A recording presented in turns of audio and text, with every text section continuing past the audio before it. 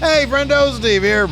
And Larson. And welcome back to Going in Raw, the only pro wrestling podcast you need to be listening to right here at youtube.com/Steve and Larson.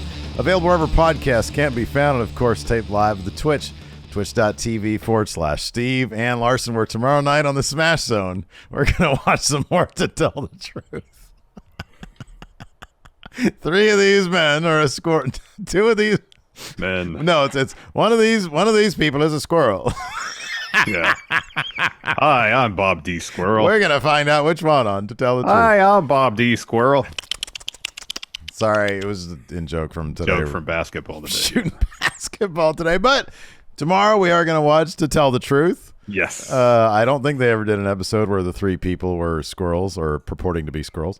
But it should be a lot of fun. Smash Zone's always great. Yes. So yeah, that should be fun. Earlier today on Going in Raw, we did an episode talking about NXT going back to the old black and gold. So that's going to be that's interesting stuff. We got a new North American champion. We reviewed NXT. We talked about the AEW suspension stuff. So all the new stuff is in the episode before this one earlier today.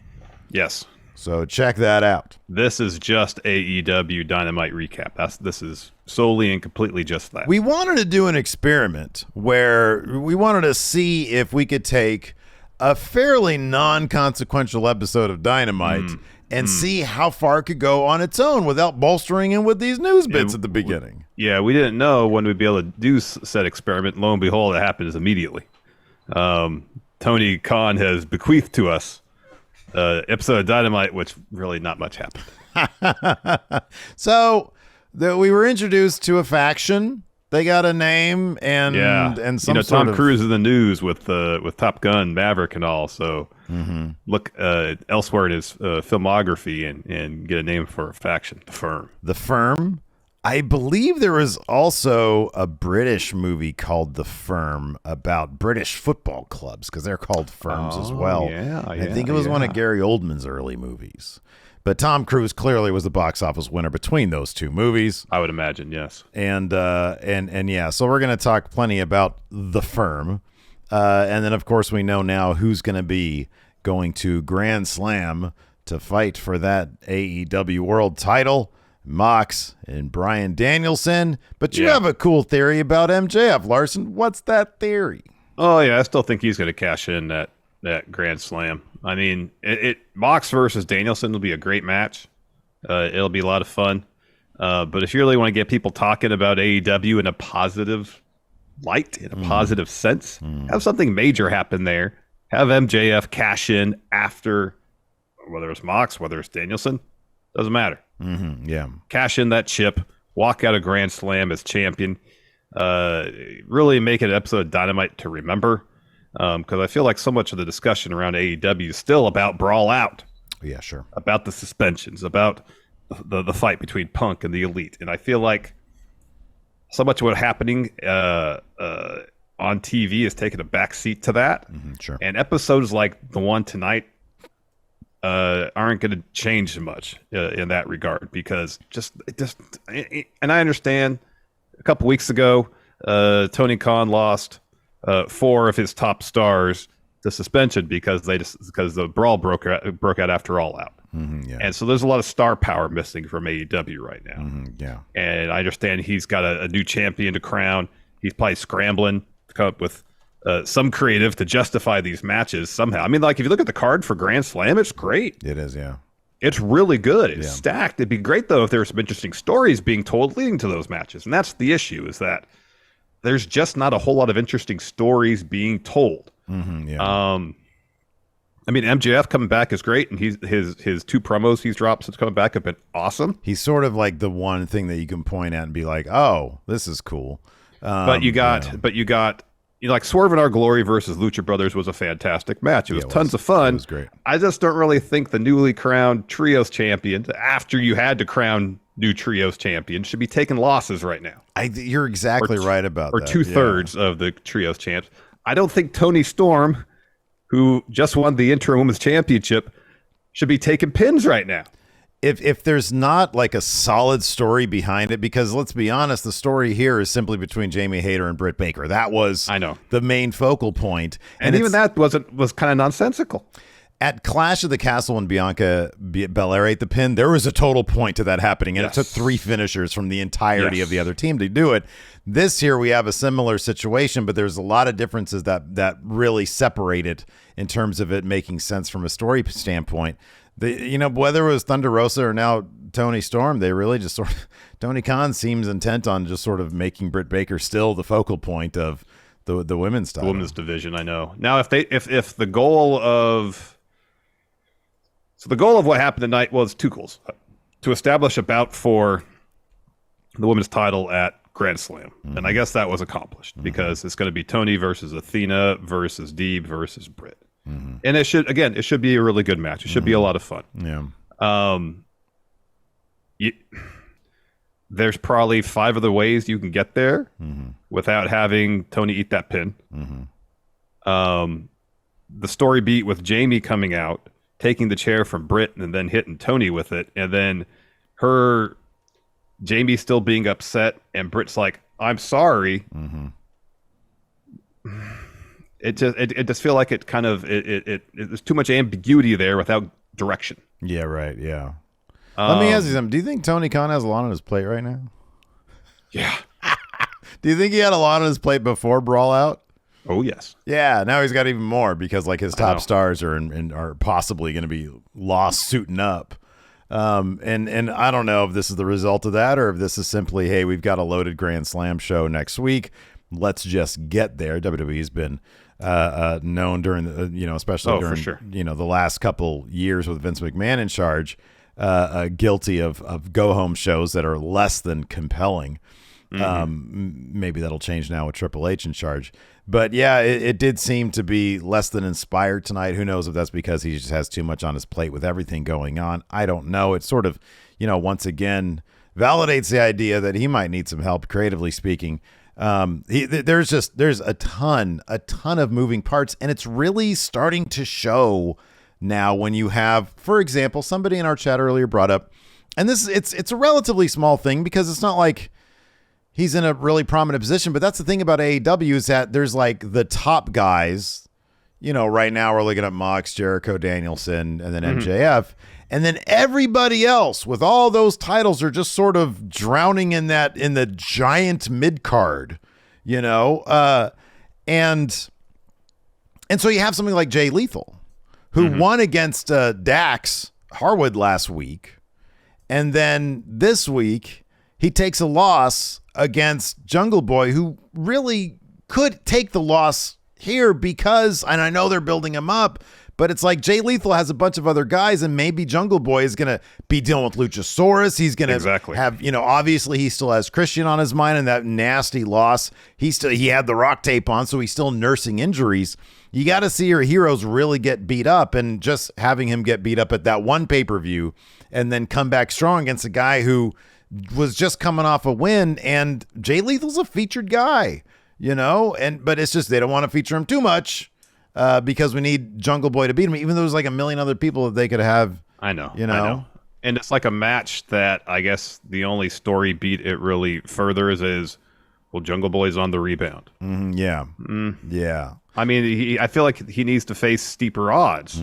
Yeah. Like Lucha, and even if he did win this match, have Luchasaurus come out and attack him again. Yeah. Because it seems if Christian's going to be out for a while with injury, it's still kind of head scratching why they didn't have Jungle Boy win the match at All Out. But if he's going to lose it All Out, he did. Then you got to move right to the feud with Luchasaurus. Yeah.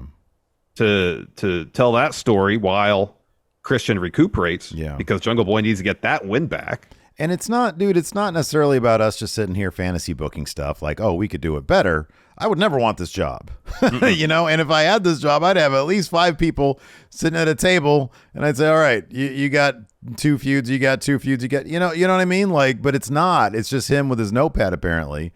And it's obvious because so many of these pieces just kind of don't fit. Yeah. I mean, speaking of like the Firm. Oh my gosh. Talk about a collection of pieces right there. Yeah. I mean, there's a lot of great talent in this. Oh yeah. No kind of faction. Faction on retainer is what it was. Faction on retainer. So as Stokely mentioned, if MJF needs them, they'll get together. Yeah. Otherwise, they go their separate ways and pursue their own individual goals. Now, there is, and I'll bring it back around to the positive here. This can go one of two ways, and I'm afraid it's going to go the bad way. But let me just speak on how this could go. I think you were, remember the show The Mandalorian. We're both fans of that show. I think me more than you. Yeah, I wouldn't disagree with that. I think you mentioned to me that you thought one of the weaker episodes was the one where all the bounty hunters got together and Bill Burr was there. Yeah. The first one with Bill Burr, yeah. Right, and they infiltrated that place. Now, I personally actually really enjoyed that episode because it sort of shows what like the firm could be. You have a bunch of different mercenaries, basically, and they're all brought together with the idea in kayfabe that, okay, they're getting paid their AEW contract, but Stokely's offering them a little bit more, maybe just title shots, maybe money, I don't know what. But they're getting something more out of this by being MJF's or maybe whoever else wants them on retainer. I think this could be a cool idea because just like in that episode of The Mandalorian, and I'm exposing my nerd credentials here, you had some interesting interplay between the various bounty hunters, between the various mercenaries there. And I think you could do the same thing with the firm if you want to make it interesting, and if you put the time and effort in to make it interesting.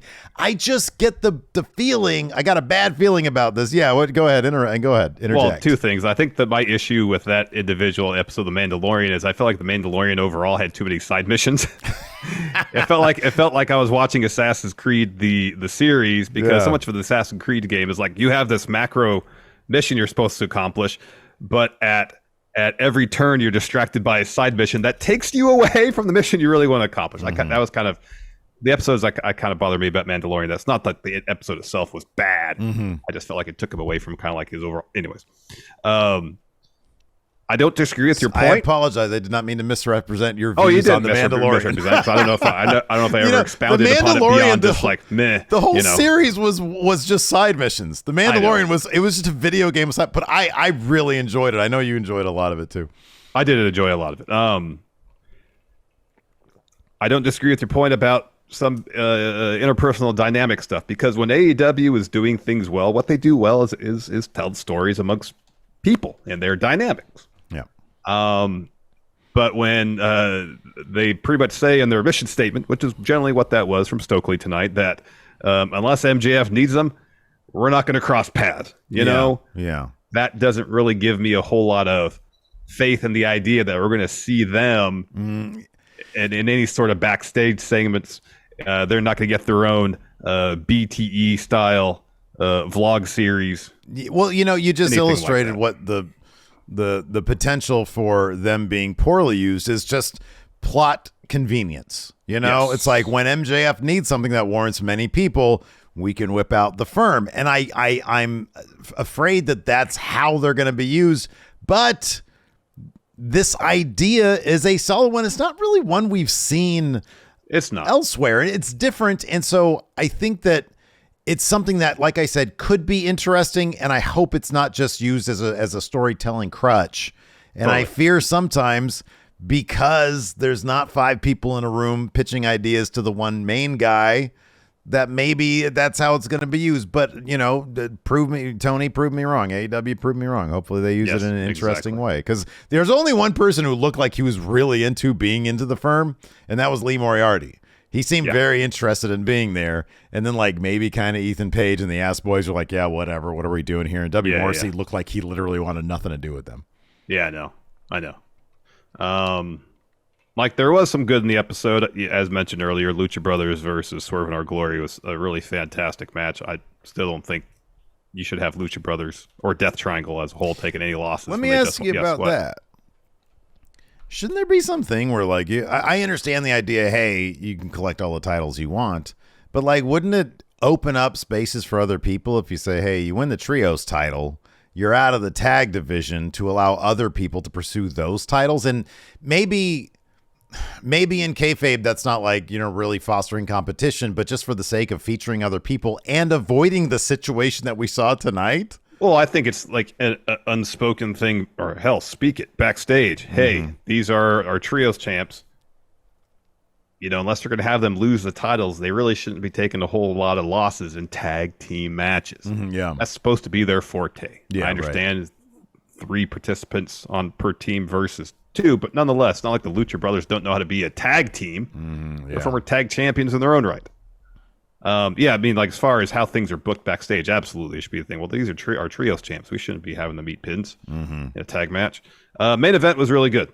Danielson and Jericho beat the hell out of each other. Yeah. Really fun match. We got a story with Danielson. He's got a bad foot, bad ankle or something now. He's after the best Jericho at making suplexed it him out look of the ring. real. Yeah. He's the best at making it because, you know, I watched that replay of him going over the top rope, and he really does a great job of buckling like you would in that situation. And I didn't realize that it was. I didn't put it together that it was fake, that it was a work until they go to that great shot of Jericho's reaction where he's like, "Oh, I get to take it." Yeah, that's exactly it. How would PCO have reacted to that situation? and then he would have gone up to the top and just thrown himself onto a barricade or something. Yeah, Danielson would have moved, and somehow PCO would have landed on the ring steps. Yeah, I love the simplicity of that final sequence too. Is that, you know, they're just Jericho's trying to suck the life out of Danielson's foot, basically, out of Danielson via his foot. And at one point, I think Shivani said, "God, it's draining just watching this." And I'm like, yeah, they're doing a really good job of, it is draining the life out of me watching this shit. Yeah. I thought that main event was really, really good. It was really good. And again, Mox versus Danielson next week should be outstanding. The only question is MJF going to win the title there? Full Gear, Revolution? I love the idea of him winning next week because you're absolutely right. It's like, number one, Mox, do we want him to be a 3-time champion and have another short reign until MJF takes it off him? Danielson, this dude's won world titles at the other place, several other places. Does he need it right now? Maybe not. He does have that bump foot now, like you mentioned. MJF, he's the ratings guy. You know, he's the guy now he's back. He's hot. Go with your hot hand. Go with the young guy. Danielson was just out for like a couple months, I think it was. Or it was a month or whatever it was. Like, Mox, I'm not going to say he's old. I think he's mid-30s or something. But like Danielson, we have no idea. Every match, whenever I see a Danielson match, I'm just happy to see it because I'm like, I don't know, with this guy's history, MJF is young. Put that title on him now. Don't wait until Full Gear. Don't wait till Revolution. I agree with you. I think it'd be a great idea. And have him carry it till his contract's about to expire.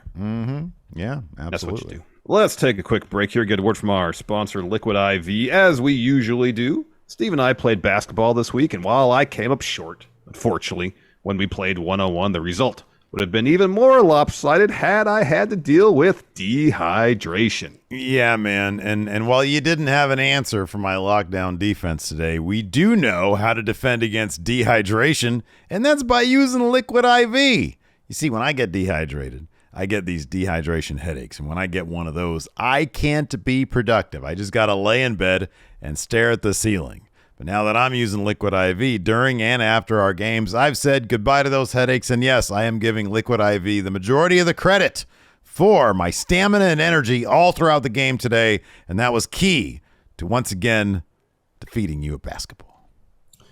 Yeah, you did good this week, Steve. You did good. Liquid IV has become a huge part of my basketball routine as well. I'll drink some during and after our games. I've noticed I've been able to maintain my energy while we play, and I'm not as sore afterwards. See, Liquid IV is designed to enhance rapid absorption of water and other key ingredients into your bloodstream.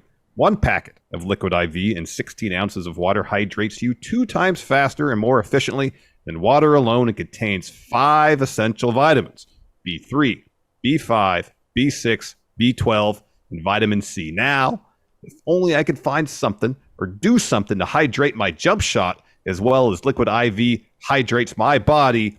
Maybe I could have gotten that win today. My jumper was a little better, a little more wet. You know what, man? It was 1 week out of the season. Maybe next week you'll get your jumper back. So grab your Liquid IV in bulk nationwide at Costco or get 15% off when you go to liquidiv.com and use code RAW at checkout. That's 15% off anything you order when you shop Better Hydration today using promo code RAW at liquidiv.com. Let's just jump into it, I suppose. Opening bout, Jon Moxley taking on Sammy Guevara. Sammy Guevara. Decent enough bout. Towards the end, Sammy's going up top. Mox then hits him and hits a German suplex off the top rope. And then Ty, Mello, Anna Jay, who didn't join Sammy ringside initially, come to ringside. So Anna gets on the apron to distract the ref. Ty gets in the ring. She kicks Mox right in the front area. Behind them. From behind, yeah. So it got the balls first and then maybe the toe hit the dickhead, maybe. I don't know. Yeah. So then Sammy rolls up Mox. Mox kicks out. So Sammy goes up top, misses a swanton.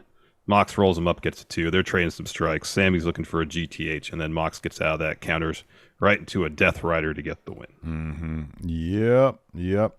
After that, they say backstage MJF is making a scene and demanding a mic. And then Dynamite rolls on, so we go to commercial. Yeah, they're like, well, we're going to commercial now, so when we come back, we'll see how that works out. So we do come back, and MJF comes back, or he comes out for a promo. His music is playing, and he tells the truck, "Hey, cut my music." He tells the crowd to keep their mouths shut. He walks to the ring. He says, 7 days. 7 days, Jon Moxley. He says, 7 days I haven't slept till we came toe-to-toe, face-to-face, and that's because I saw the look in your eyes. You had the look of a man who had no fear, and that pisses me off. He says, I'm not the same kid I was last time we crossed paths. He makes reference to the MJF 2020 thing. That was back in 2019 when they were doing that. He says, I'm not playing a character anymore, but you are. You walk around, big bad Mox, but you're a joke. He says, I read your book. He says, I especially love the part where you talked about your childhood, and you were raised like all these people here in Albany. Uneducated, poor scumbags from the sticks. He says, and you got bullied, huh? He says, you got beat down, you got your bike stolen, and when stuff like that happen, it forces men to put on a front. He says, you built a great character, and the fans can chant your name, and they might buy it, but I don't. He says, Mox is the same scared boy from Cincinnati, but now he can drown all his childhood trauma with alcohol. He says, but I'll give you credit. You kicked the habit. You got sober, and that takes guts. You defeated your disease, but here's the problem. He says, my brain is more dangerous than Mox's disease. He says, how about Mox takes that vacation he was planning. He says, if I was him, I wouldn't be into winning the AEW world title. He says, it's my title. When Mox came back from rehab, he told a story about a demon who hung over his head, and that demon told him everything he earned he didn't deserve. It was going to take everything away from him. He says, but if Mox doesn't tread lightly, MJF will be, he says, I'll be that demon, and I'm a demon Mox can't slay. He says, now let's get down to business. A young group of gentlemen helped me get that chip it all out. And he introduces the first stable on retainer. He says, first up, my best friend, a man who has more talent in his pinky than this entire crowd has in their bodies, Stokely Hathaway and the Firm. Woo! So Stokely leads the Firm to the ring, takes the mic from MJF, and then MJF just leaves. Stokely says, it's not Sunday, but you're about to hear some gospel. Some time ago, I flew from Orlando to New York to meet with MJF. This man was disenfranchised. He wanted to quit AEW, but Stokely told MJF that if he quit, then he'd be giving all the people what they wanted, but said, hey, how about you come back and get what you want? So he says, we're MJF's support system, and while we get more opportunities from themselves, they'll come together when MJF needs us. Otherwise, we'll go our separate ways. He says, I'm not a publicist, a manager, or an assistant. I'm a friend who can make anything happen. Everything I've done since Double or Nothing has been a con to infiltrate the system. He says, there's not one rock I haven't unturned. There's nothing like good old-fashioned blackmail. And says that's what gets him up in the morning. He goes person by person down the line. He says, Morrissey, you just want to do what you want to do, and I love you. And he gives him a hug. Gives him a big hug, and Morrissey does not reciprocate the hug. Not at all. He says he thinks it's time for Lee Moriarty to become a huge star and to bring some honor back to the Pure title. He says, for the Guns, they're not boys, they're men, and they no longer want to walk in the shadow of their broke-ass daddy. They want to become tag champs. He says, now I've known Ethan Page for more than 10 years. We've been best friends, bitter enemies. Ethan wants to represent Canada and win the All-Atlantic Championship. He says, we are the Firm, and when we're around, you have two options. Either run with us or run from us. Yeah, so we'll see how this all plays out. I did kind of like how he said, because some people were asking us, well, why isn't he with Jade? And the idea is he got to AEW, he made the rounds, he like he said, he infiltrated various factions. He mentioned watching episodes of Living Single with the House of Black. Yeah, that was good. That was pretty good. So I think, you know what, dude, if anybody can make something out of this, if Stokely's somehow able to get, I don't know, like even 3 minutes a week backstage, I know, where he's able to sort of show the personal dynamics between members of the firm, if they're going to be like around each other, or if, like you said, they're going to be like, they're just sort of going to coalesce. They're going to do separate things and they're going to coalesce when they're needed. Yeah. I guess you can't really do that, but if they do that, then we're not going to get that. But, I'd like to see something here, Yeah, I know. Rather than just a plot device to help out MJF when it's necessary, convenient. I know. Yeah. One thing I failed to note in MJF's promo when he's talking about his brain being more dangerous than Mock's disease, he said this goes for Jericho, it goes for Danielson. Saying you don't want to mess with my smarts, essentially. Yeah, totally. After that, we had a Jungle Boy video package. He says, I've signed an open contract for a Mitch. And then Jay Lethal and Sanjay Dutt and Satnam Singh respond to this particular Sanjay thing. Dutt cracks me up. Oh, he's hilarious. He's really He just kept on, yeah. He just kept on yelling at the camera. It was great. He's like, he's a boy. He's not a man. He's a boy. Jay Lethal's a man. Jungle Boy's a boy. Then we had Jungle Boy versus man Jay Lethal.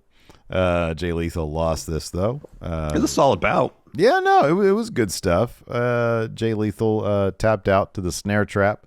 Of course, he had his dudes trying to help him out as well. Didn't really help all that much. No, I think all that Satnam did was get in the way while Jungle Boy tried to do a suicide dive. Yeah, and I think Sanjay got on the apron once and got punched off. But like, if one way or the other, you got to have Luchasaurus get involved in this because you got to advance that story. Mm-hmm. And this didn't really advance much. Mm-hmm. Yeah. After that, we had a quick little training session montage with Hook and Action Bronson. Action Bronson did all the talking here, most of the talking. Mm-hmm. Says they're going to whip 2.0's ass next week. Mm-hmm. And then Alex Marvez says, when you think New York, you think pizza. Let's go to the top pizza maker in all of wrestling, Luigi Primo. I make the best pizza. Now, Luigi's work has been all over Twitter in GIF form. Yeah. Dude could do some incredible things with pizza dough in the ring. Well, the best of pie. It blows my mind when he's doing all sorts of technical wrestling moves while keeping that pizza crust going. You know why? Because he make a best of pizza. Thank you, Steve. So before you can say much of anything, Ethan Page comes in, super kicks Primo, and he's like, I'm going to do something no one else does around here. Take this seriously. And who steps in, of course? Danhausen. Yeah. Yes. And then Ethan's like, oh, man. He's like, I'm going to take out the court jester here at AEW. And Danhausen at first doesn't understand he's talking. He's like, yeah, we should get that jester, Egon. And then he realizes it's him, so they're gonna have a match on Rampage.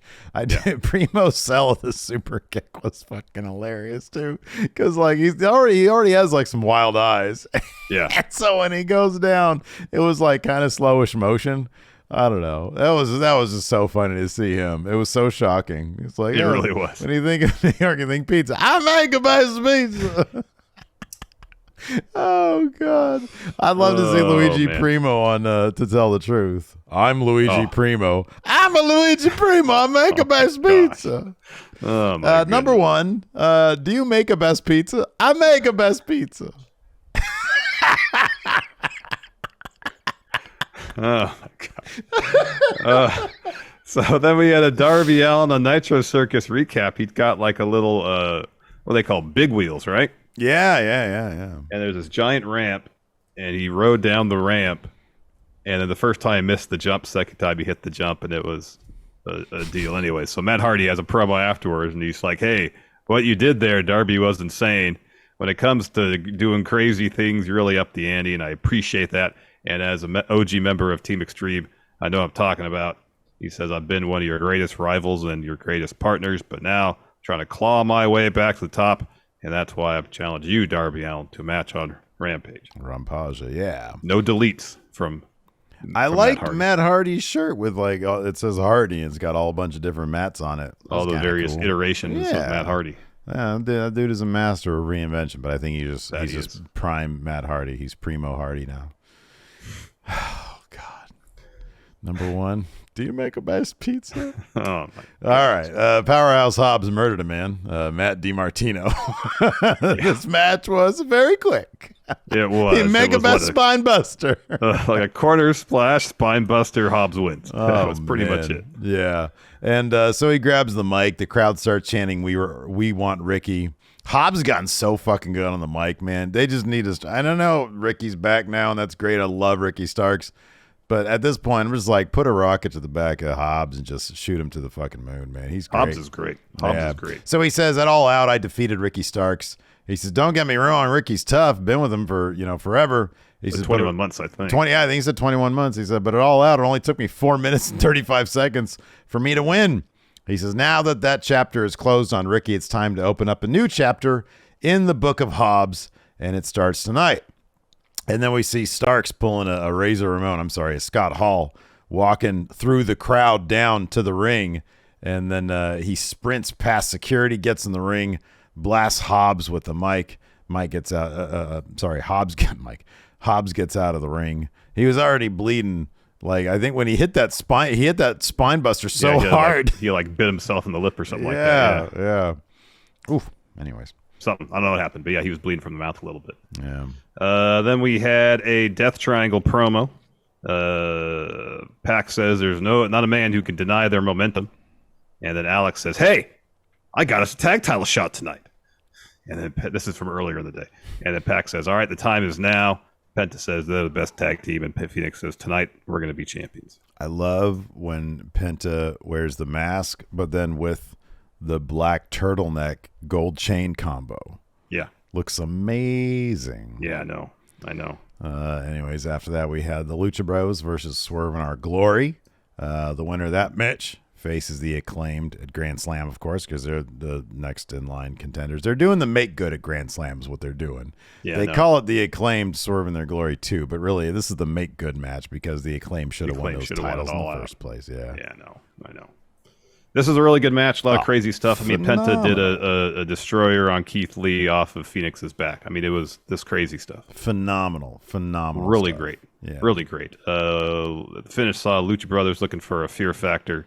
Swerve pushes Phoenix off the top rope, and then Lee hits Penta with a Big Bang catastrophe to get the win after their victory.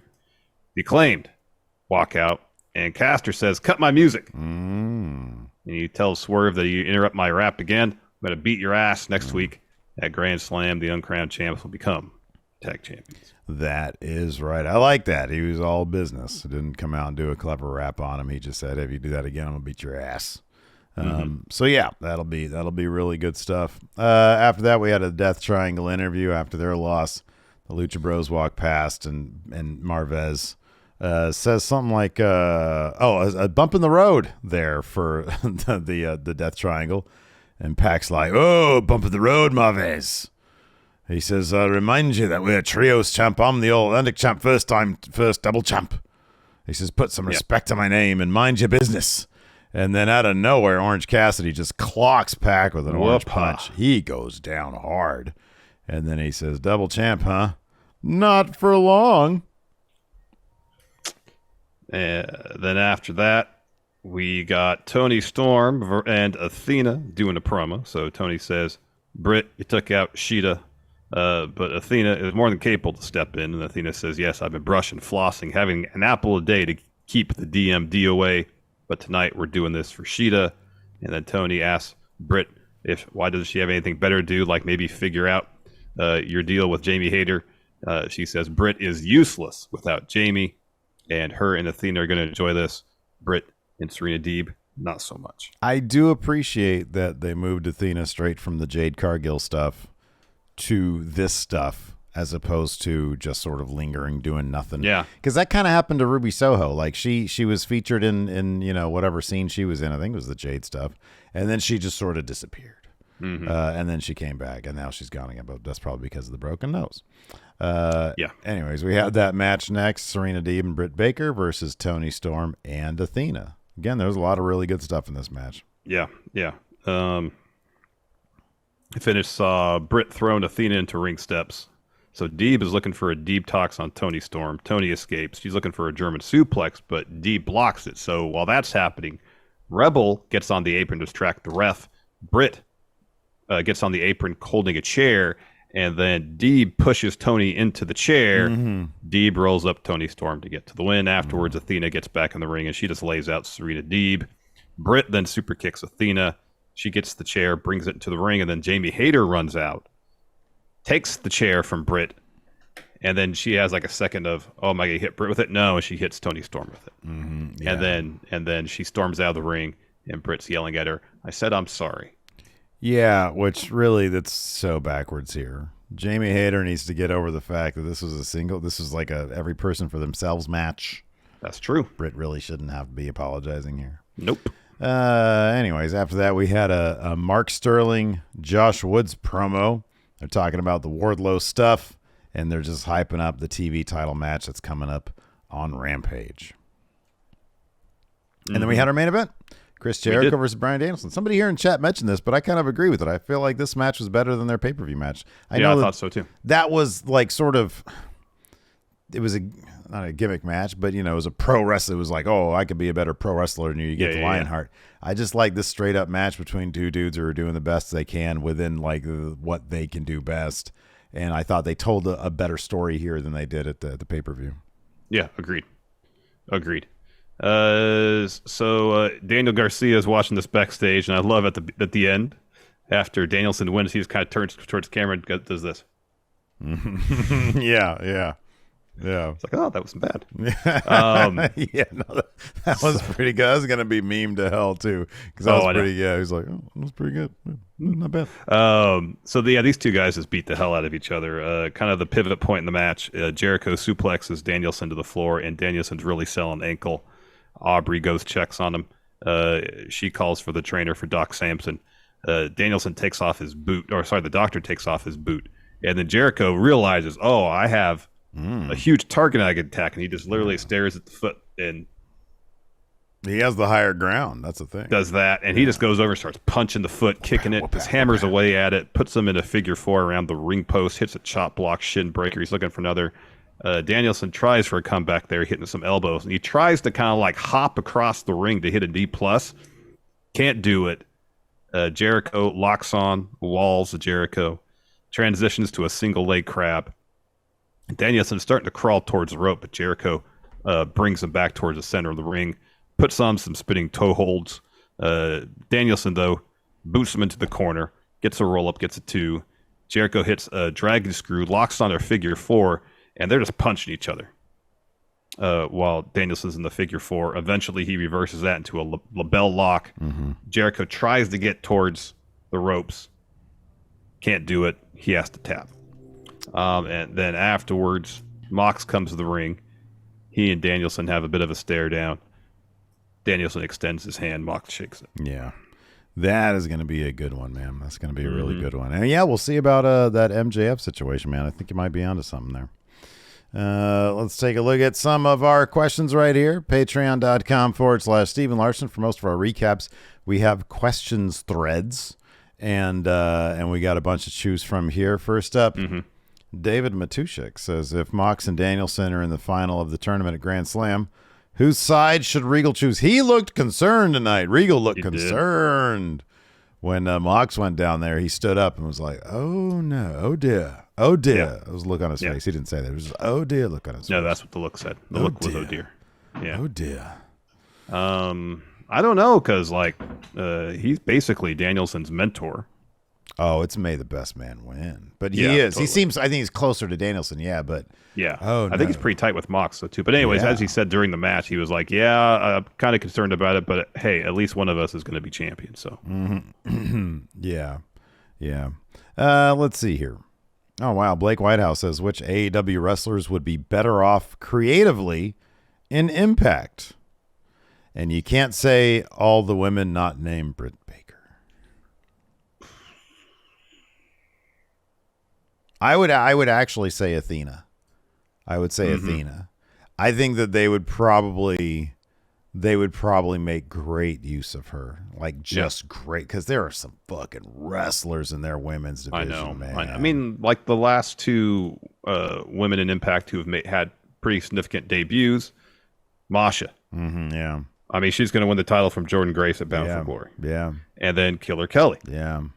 In terms of the presentation, all that, it's been top notch. And then before that, Mia Yim, her presentation was Mia Yim's presentation is outstanding. Yeah, Impact, they know how to do a lot with the limited resources they have. Do. And they know how to do creative in the women's division. Yeah, totally. They got a solid women's division and a solid women's tag division too. Yep. Yeah, they kill it over there, man. They do. Alex Foster asked, what other random workers in NXT should get matches? I say the janitor should face Andre Chase. So we just saw Hank Walker, security guard. Yeah. Developmental talent moonlighting as security guard. Oh, now I saw the digital exclusive of HBK. I saw he's got a contract now. Giving him that contract. Yeah, there was one poor guy on the right-hand side who went in for a handshake, and he was no-sold by Hank Walker, so he just went... He did this. He went, yeah, good job. Yeah. What other random workers on NXT? Let's see. So I guess you can't do security guards anymore. Is there somebody in catering? Perhaps maybe catering. Maybe catering. Yeah, I don't know. Luis Reyes said, what other activities did Stokely Hathaway do with other members of the AEW roster? He prayed with Miro. Good. I think he prayed with Miro. Good. And was kind of confused when Miro was just talking mess about God. He was like, I thought we were going to pray to God, but you're really just ripping him a new one. Yeah. Kind of weird. I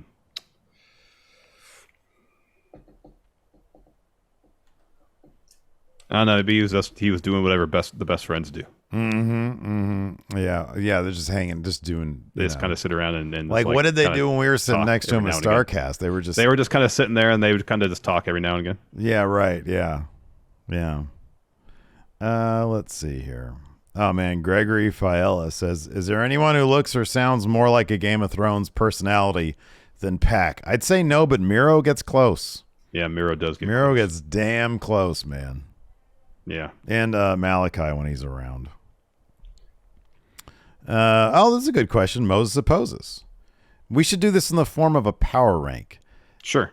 Because he asked, do you think each of Stokely's people in the firm meet their goals in the end? So before we power rank, let's review. Morrissey just wants to do what he wants to do. I mean, Lee Moriarty. Yeah. Hold on. Lee Moriarty wants to be pure champion. Yeah. Ass Boys want to be tag champs. They're lowest. Ethan Page wants to be all Atlantic champ. So number one's Morrissey. That's obvious. Yeah, right. Because it's such a vague, nebulous idea that even if he doesn't show up for work ever again, you could say, well, he's doing what he wants to do. On the other hand, if they show him each week being in a situation where he's just exacerbated by whatever situation he's in, then maybe not. The other things are more tangible.